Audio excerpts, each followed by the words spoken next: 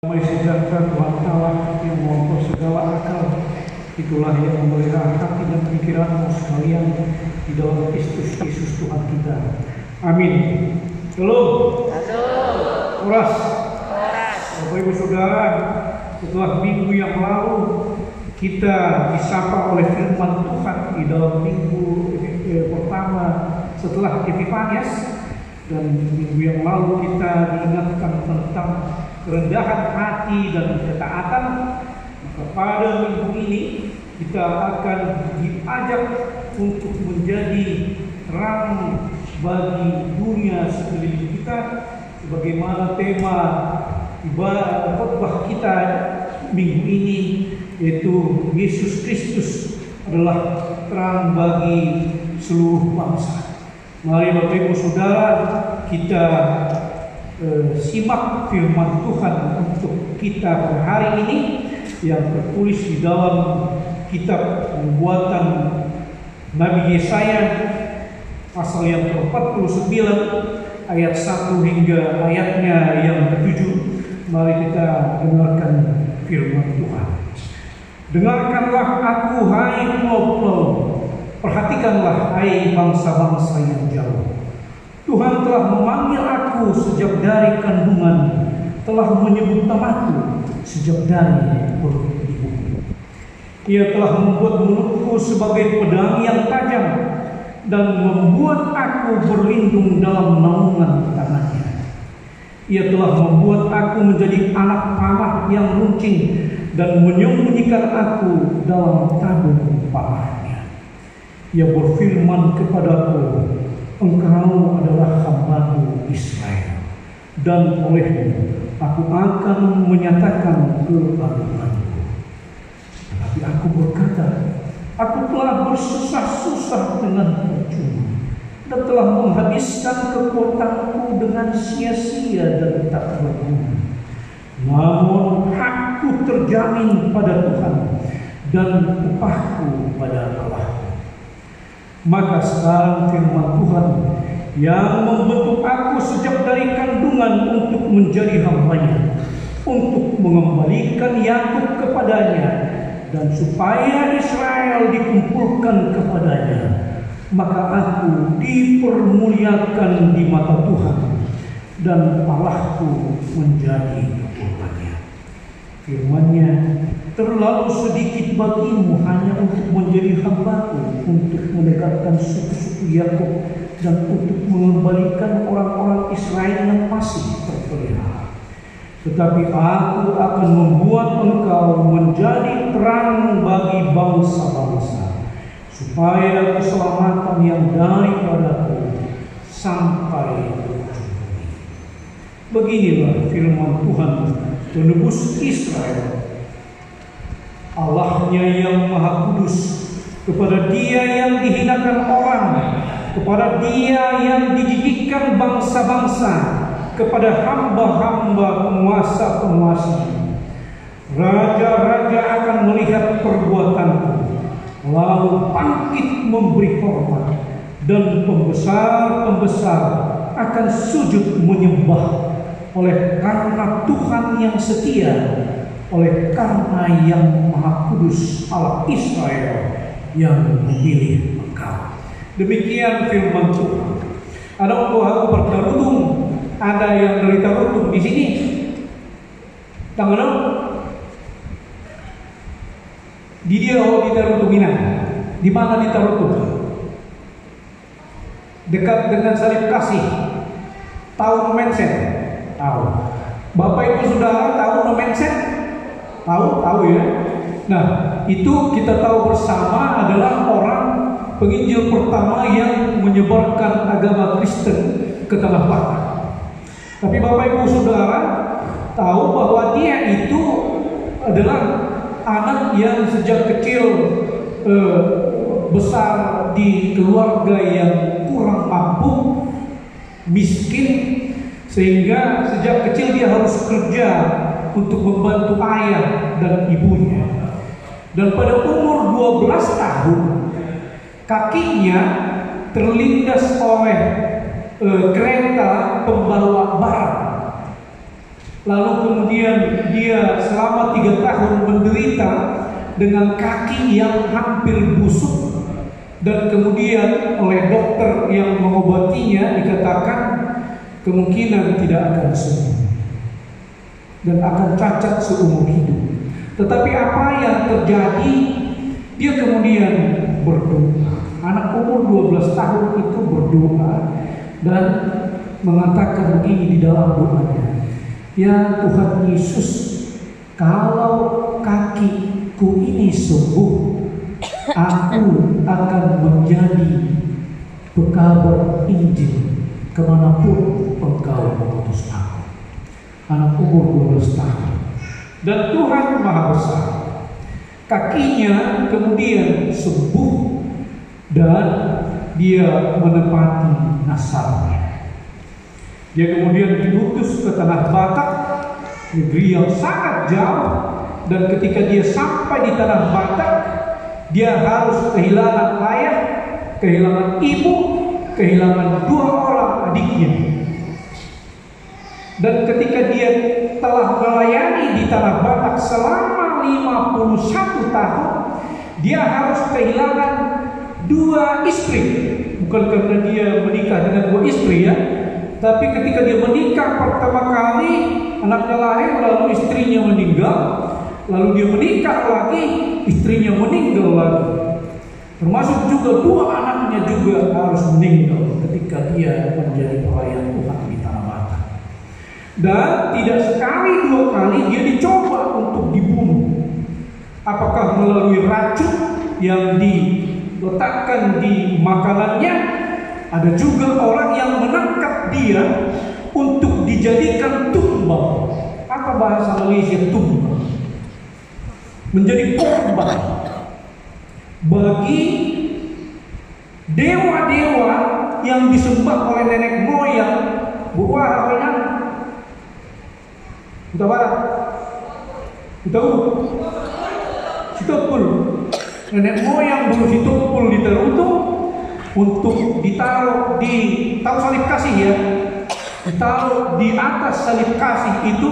Karena disitulah roh-roh nenek moyang roh itu pun dulu katanya tinggal, dan tubuh nomensen ini mau dipotong-potong untuk diserahkan ke situ. Dan semuanya gagal karena Tuhan melindungi hamba-Nya. Jadi begitu banyak pergumulan menjadi hamba Allah, itulah yang diyakini oleh nomensen. Tetapi apa yang luar biasa dari karyanya? Yang paling luar biasa dari karyanya adalah orang Batak yang dulu suka berkelahi, sampai sekarang memang ya. Dan ini mungkin sekarang udah enggak lagi, hanya omongan. Suka memakan sesamanya, memakan loh. Memakan orang.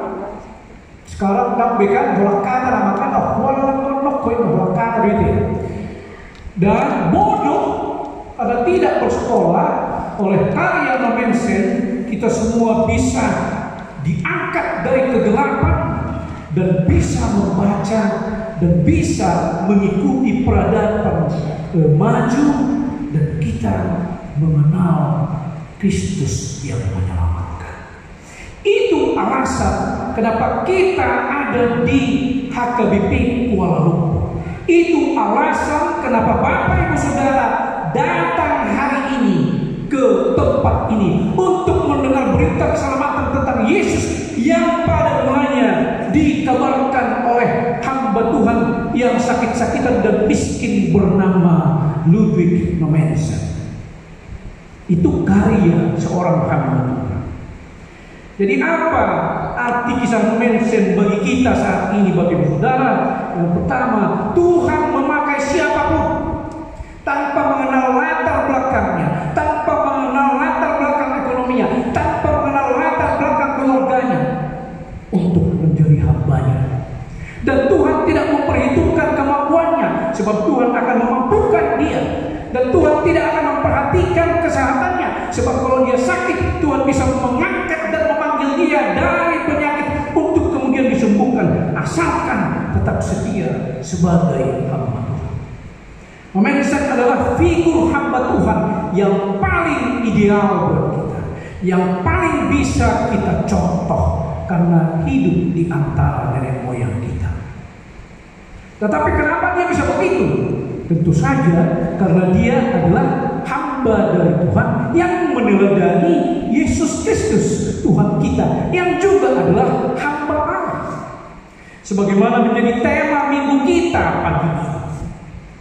Bayangkan Bapak Ibu Saudara, bagaimana Yesus yang masih muda kemudian diutus menjadi juru selamat, dan kemudian pada umur 33 tahun harus mati di kayu salib, bukan karena dia punya salah, bukan karena dia didakwa karena kejahatan, tetapi karena dosa-dosa kita.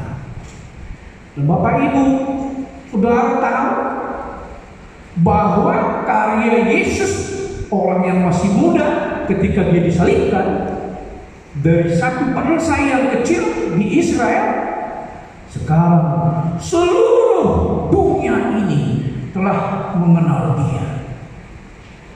Bahwa tidak semua manusia telah mengakui dia sebagai juru selamat, ya, tetapi tidak ada manusia di dunia yang tidak mengenal dan mengetahui Kristus juru selamat kita. Alkitab Perjanjian Baru yang kita baca itu, Bapak Ibu Saudara, dari awalnya satu bahasa, sekarang telah diterjemahkan menjadi 1167 bahasa. 1167. The New Testament in Greek translated into more than 1,000 languages. Tidak ada orang Nias di sini? Ada? Udah nggak datang perhatian? Ya, bahasa Nias, segala bahasa. Dari satu bahasa itu. Keselamatan yang pada mulanya hanya untuk orang Israel, kita juga orang-orang Kristen yang ada di luar Israel, yang di Malaysia, yang di Indonesia, berhak untuk ikut ke dalam keselamatan. Itu karya Yesus, hamba Allah. Persoalannya bagi kita sekarang, siapa hamba Tuhan itu di dalam hidup kita? Saya, Bapak Ibu Saudara, kita semua. Dari yang masih kecil, yang masih anak-anak, hingga orang tua. Kita semua hamba Tuhan. Yakin Bapak Ibu Saudara bahwa kita semua adalah hamba Tuhan? Atau ada yang gak yakin bahwa dia adalah hamba Tuhan? Kalau dia gak yakin, dia harus dengar khotbah ini dengan baik-baik. Kenapa? Karena kita semua yang telah diselamatkan oleh Kristus dipanggil menjadi hamba Tuhan. Dan ini yang luar biasa, bahwa ketika kita masih di kandungan, Tuhan telah memanggil kita untuk menjadi hambanya. Persoalannya adalah ada orang yang tidak mau mendengar panggilan itu dan tidak mau mengikuti Yesus yang memanggil dia. Itu persoalan. Tuhan telah memanggil setiap hambanya sejak dari kandungan. Itu di ayat 1 dan ayat 5 bisa kita baca. Jadi tidak bisa menyangka, saya bukan hamba Tuhan, saya tidak mengenal Yesus. Iya, Anda belum mengenalnya, tetapi bukan berarti panggilan Anda tidak ada. Kita tidak merasa terpanggil bukan karena kita tidak dipilih sejak dari kandungan. Kita tidak mau menjalankan panggilan, itu soal kita. Maka sekarang kita dipanggil untuk menjadi hamba Tuhan di dalam hidup sehari-hari. Tidak harus jadi pendeta seperti saya, tidak harus menjadi cintua seperti Anang dan Inang ini, tidak harus menjadi shop leader seperti Inang di sana, tidak harus menjadi guru sekolah minggu, tetapi bahkan menjadi warga jemaat yang baik, yang rindu bersekutu dengan Tuhan di gerejanya setiap hari Minggu, tidak memilih-milih. Itu menunjukkan bahwa kita semua adalah hamba. Hamba itu adalah orang yang menjalankan sepenuh hati perintah dari tuannya. The servant is the one who obey in full the order of his master. Kan begitu? No excuses, tanpa alasan. dia harus tunduk, dia harus taat kepada Tuhan yang mengutus. Jadi bagaimana warga jemaat bisa menjadi hamba Tuhan yang baik, yang menjadi warga jemaat yang baik? Tadi sekretaris kuliah kita telah mewartakan bahwa siapa saja Bapak Ibu Saudara atau saudara-saudara, bukan Bapak Ibu ya, saudara-saudara yang belum CD pengakuan iman, confirmation, silakan datang. Itu kan panggilan Tuhan kepada saudara-saudaraku semua yang belum mengaku iman di depan gereja. Kan seperti itu. Kalau dia adalah seorang hamba, ketika dia tahu dia belum CD dan baru tentu dia akan datang mendaftar iman. Seperti itu. Sesimpel itu, iya, sesimpel itu. Nah, ada PPH na susini, na subalura. Walaupun bukan ya, semua orang kan di sini gereja yang perantau kan, perantau kita semua. Tetapi kalau saudara-saudaraku belum merua, silakan datang ke kedua ya. Dan sebab apa? Gereja itu membutuhkan orang-orang yang terdata, sekaligus mendata menjadi warga jemaat, bukan harus berkeluarga supaya bisa menjadi anggota jemaat ya akan apa? Dan HKBP mengenal apa yang disebut dengan keanggotaan individual membership. Tidak ada kewajiban yang lebih dari yang lain. Tetapi dengan menjadi anggota jemaat HKBP Kuala Lumpur, tentu kita bisa memberikan pelayanan gerejawi manakala dibutuhkan. Misalnya, akan berbajuan dapat rokak tu di Kuala Lumpur di Malaysia. Nah, ketika dia meminta surat nikah, dia tidak harus pulang lagi ke kampung. Kita langsung bisa mengeluarkan surat, oh ya, si ini, buruh ini atau warga ini adalah warga jemaat HKBP Kuala Lumpur, dan selama menjadi warga jemaat Kuala Lumpur adalah warga jemaat yang baik. Nah, seperti itu untuk memudahkan. Karena selama 3 minggu di sini dan bulan Oktober yang kemarin begitu banyak meminta surat, tapi kita tidak bisa memberikan karena dia tidak tercatat sebagai warga jemaat kita. Itu soal. Apalagi saudara-saudara yang memang bekerja di sini yang masa cutinya terbatas, kan seperti itu. Kan cuti kalian kan terbatas. Ya beruntunglah kalau memang seperti yang Muhammad Tumpul nanti saudara kita Sondak dan Kevin ini bisa sepakat dan nanti di lunar year tahun baru Imlek mereka nikah pas cuti kan. Lah kalau enggak kan bisa repot. Atau harus tunggu tahun baru apa segala macam. Nah, itu untuk memudahkan. Silakan melapor kepada sekretaris kita untuk menjadi warga jemaat individual. Sekaligus juga untuk mengembangkan pelayanan gereja ini ke depan. Supaya jangan kami hanya menunggu kalian di sini, tapi kami juga harus tahu bagaimana pergumulan kalian di tempat masing-masing. Itu tujuan kami. Nah, itu cara kita untuk menjadi hamba yang baik di depan Allah sebagai warga jemaat. Gitu. Jemaat di bawah kamu, isi kamu, marsahid kamu, Muhammad memang nani-maninya. Tidak bisa kan? Tetapi kalau dia menjadi warga jemaat, ketika dia sakit, ketika dia bergumul, kami tahu siapa yang akan dibuka. Supaya jangan kabur.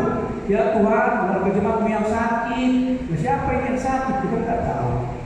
Sebutkanlah warga jemaat yang bergumul, sebutkanlah. Ya mungkin diterima Tuhan, tapi paling bagus kalau kita memang tahu namanya dan kita menyebut supaya nggak nyasar kan doa itu. Itu caranya. Tetapi selain itu, Bapak Ibu Saudara, yang paling penting adalah di dalam hidup ini kita bisa menyatakan keagungan Tuhan setiap hari. Caranya bagaimana? Mengagungkan Tuhan adalah memuliakan namanya di dalam setiap tindakan. Dalam 1 Korintus 10:31 dikatakan, jika engkau makan, atau jika engkau minum, atau jika engkau melakukan sesuatu yang lain, lakukanlah semuanya itu untuk kemuliaan Allah. Bayangkan, mau makan nanti dipintar, mau minum nanti hidup lenki bintang, mau ceras perlu, pulang terus di sekitar, makan di Bukit Bintang, minum di rumah, atau melakukan sesuatu yang lain, pekerjaannya, lakukan itu untuk kemuliaan Tuhan. Artinya apa? Mengakui segala sesuatu yang kita terima di dalam hidup ini adalah berasal dari Tuhan, dan kita akan selalu mengingatnya dimanapun kita beraktivitas. Itu cara kita memuliakan Tuhan. Yang kedua adalah menjadi terang bagi sesama, sesuai dengan tema minggu kita. Itu yang tertulis di ayat. Menjadi terang bagi sesama adalah memberi manfaat bukan hanya kepada diri sendiri, tetapi kepada keluarga, anggota keluarga. Tetapi tidak cukup hanya kepada anggota keluarga, juga kepada keluarga yang lebih besar, sahabat-sahabat, tetangga, tempat bekerja, tempat kuliah. Ada yang kuliah di sini. Di semua tempat di mana kita bersama orang lain hidup di sini, kita harus menjadi terang. Bukan hanya diri kita sendiri. Orang Kristen itu bukan orang yang individual atau egois. Dia adalah orang yang selalu mau berbuat kebaikan kepada orang lain.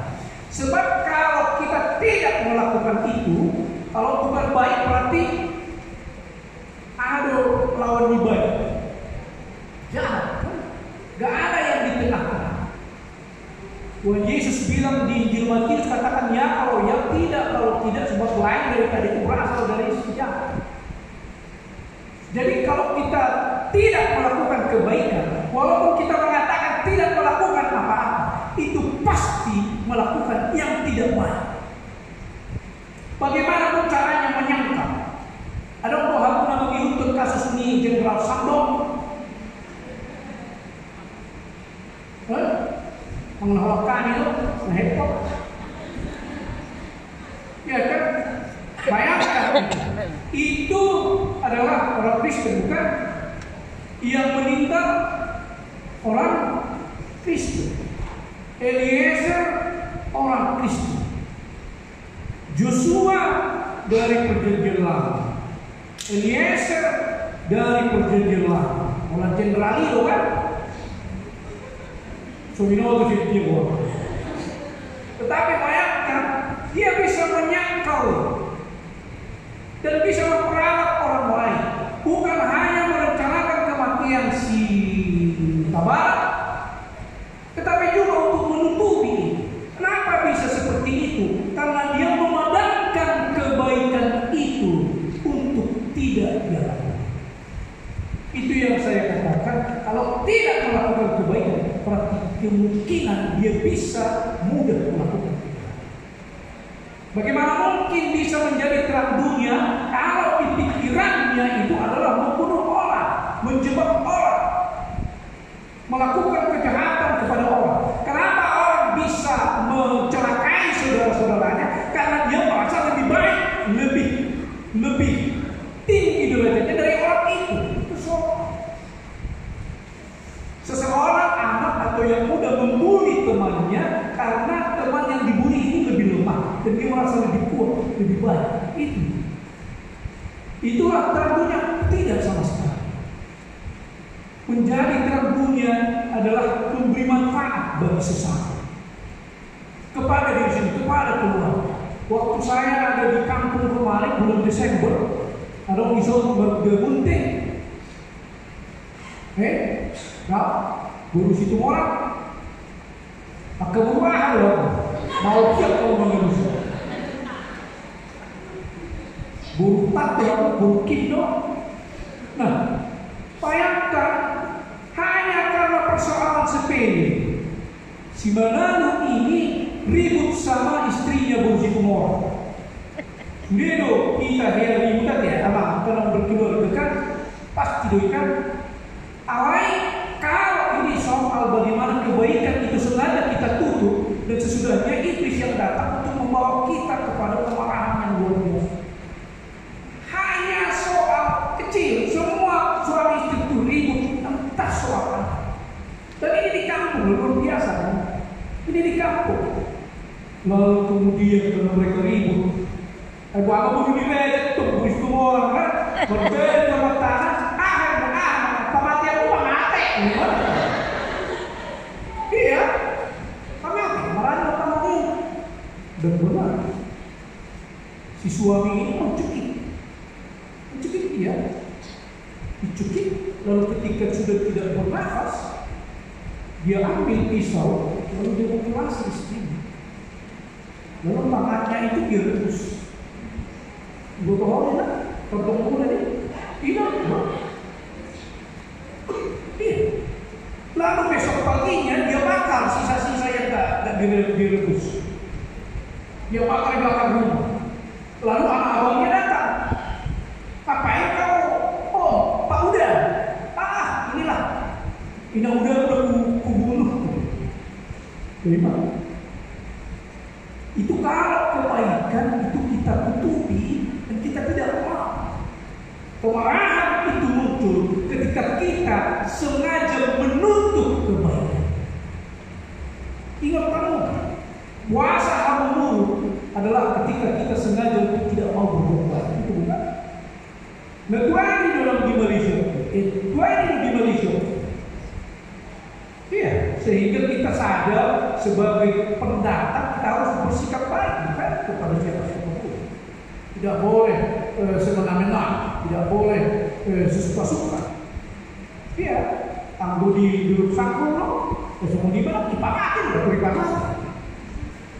Iya, kebaikan itu hanya muncul ketika kita mau mendengar Tuhan. Kita baik kepada siapapun, dan semua orang akan tahu bahwa Tuhan yang kita percaya itu baik. Itu. Kita ini adalah representasi of our God in our life.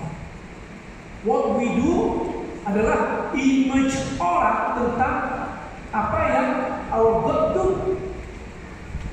Kalau kita melakukan kebaikan kepada orang lain, maka mereka akan percaya Tuhan kita baik.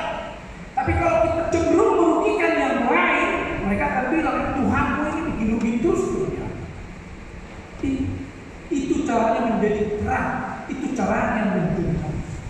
Makanya di dalam Matius 5 ayat 16 dikatakan, Yesus berkata, demikianlah hendaknya terangmu bercahaya di depan orang. Terangmu bercahaya di depan orang. Biarlah kebaikanmu dialami oleh semua orang, supaya mereka melihat perbuatanmu yang baik dan memuliakan Bapamu yang di surga.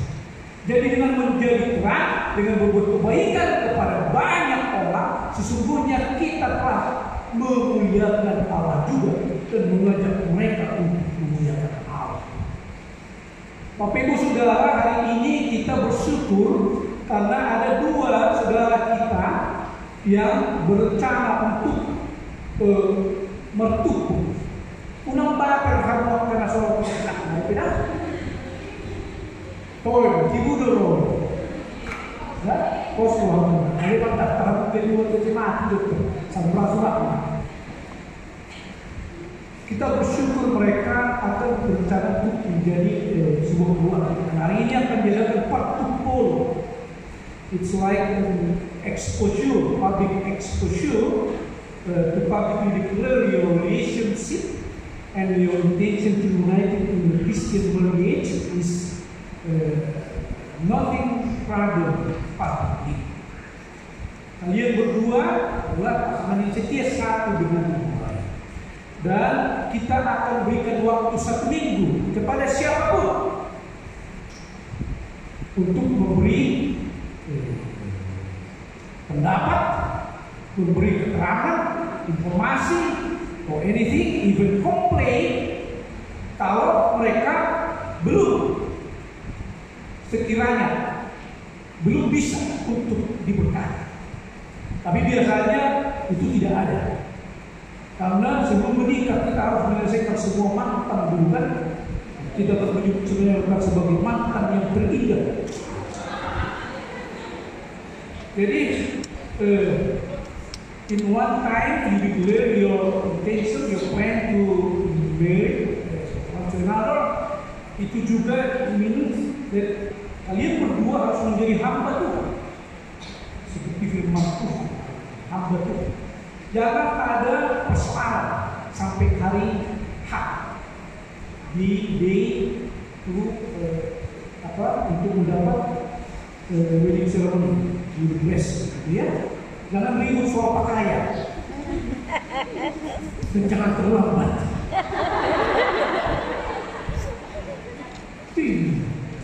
Iya kan? Supaya cepat kita khotbahnya pun enak, tidak gemetar seperti ini. Kan? Dan foto-fotonya bisa ya, karena semoga Tuhan menyertai dan let God do everything He wants to do in your life. Ya, do your Lord, God and His work every day, every time. Bapak Ibu Saudara, karena Tuhan memberkati kita menjadi terang bagi sesama kita.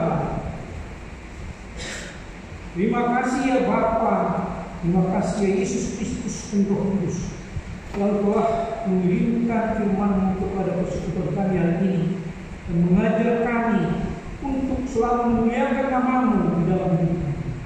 Engkau memanggil kami untuk menjadi hamba-Mu. Tetapi ya Tuhan, kami adalah orang-orang yang lemah di dalam hidup ini dan tidak kuat untuk tetap berbuat baik kepada sesama kami. Ampunilah kami dan berilah kami kekuatan dan sertai kami melalui Roh agar kami dapat kuat dan memiliki pengharapan untuk berbuat yang terbaik di dalam hidup kami sesuai dengan firman. Pada hari ini ya Tuhan, kami serahkan semua doa kami ke dalam tangan. Kami serahkan jemaat HKBP Kuala Lumpur yang bersekutu di sini ke dalam tangan. Biarlah Engkau yang menyertai mereka dari hari ke hari, dari waktu ke waktu. Berkatilah semua yang mereka kerjakan dan berikanlah kasih karunia-Mu melalui rezeki di dalam pekerjaan, melalui kesehatan dan melalui kerukunan di dalam keluarga. Berkati juga ya Tuhan, apapun rencana jemaat-Mu, khususnya pada hari ini, 2 orang jemaat-Mu yang hendak mengadakan janji pernikahan dan yang Engkau yang mempersatukan mereka, dan biarlah kasih-Mu selalu menyertai. Kami juga berdoa untuk seluruh warga jemaat-Mu yang pada saat ini sedang bergumul, apapun pergumulan mereka, biarlah Engkau yang memberikan jalan keluar. Kami juga berdoa untuk seluruh warga jemaat-Mu yang sedang mengalami penyakit, secara khusus Amang Pak Kim Choi yang dirawat di hospital. Kami mendoakan Amang itu ke hadapan-Mu. Kiranya Engkau yang memberikan kesembuhan dan biarkan melalui penyakit ini Amang dan keluarga Inang tetap di dalam kesetiaan dan juga anak-anak mereka tetap boleh memohon kepada-Mu agar Engkaulah yang menyertai keluarga mereka di tengah-tengah penyakit yang sedang diderita oleh orang Papua. Siapapun yang menjadi dokter atau siapapun yang mengobati dia, kiranya itu menjadi saluran berkat-Mu agar kesembuhan segera dia dapatkan di waktu. Kami berdoa untuk seluruh kehidupan kami di dalam nama Tuhan Yesus Kristus Tuhan kami. Amin.